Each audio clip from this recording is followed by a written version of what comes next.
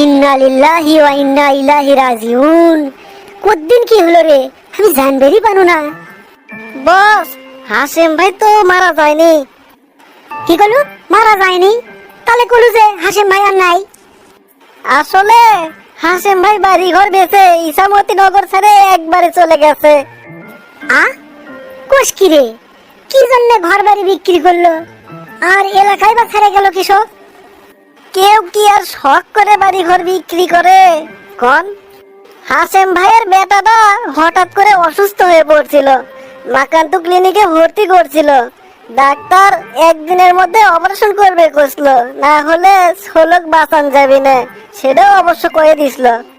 Operation করতে 1 লাখ টাকা চাইছিল মাকান্তু ক্লিনিক। টাকা পয়সা জোগাড় করবে না পায়ে বাধ্য হয়ে বাড়িটা বিক্রি করছিল, কিন্তু 10,000 টাকা কম থাকায় মাকান্তু ক্লিনিক হাসেম ভাইয়ের বেটার অপারেশন করেনি। হাসেম ভাইয়ের বেটাটা মারা গেছে বস, সেই দুঃখে হাসেম ভাই ইসামতি নগর ছেড়ে চলে গেছে। হাই হাই, এত কিছু হয়ে গেল, আমাকে কেউ কিছু করার প্রয়োজন বোধ করলো না। তুই তো আমাকে কিছু কইসনি রে পাতলু। বস, আসলে ঘটনাগুলো এত দ্রুত হয়ে গেছে যে আমরা কিছু জানবারই পাইনি।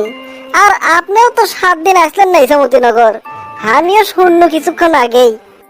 খুবই দুঃখজনক ঘটনা রে পাতলু, কিছু করার মতো ভাষা খুঁজে পাচ্ছি না।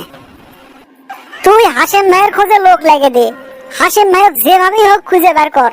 লোকটা এতই সহজ সরল আর সৎ আসলো, মানুষ তো তাকে বাঁচতে দিবি না রে। ঠিক আছে বস, আমি চতুর্দিকে খোঁজ লাগাচ্ছি। হাসেম ভাই ইনশাআল্লাহ আবার আমাদের মাঝে খুব তাড়াতাড়ি চলে আসবি। দেখ তো পাতলু কেডা আসলো। ওকে বস।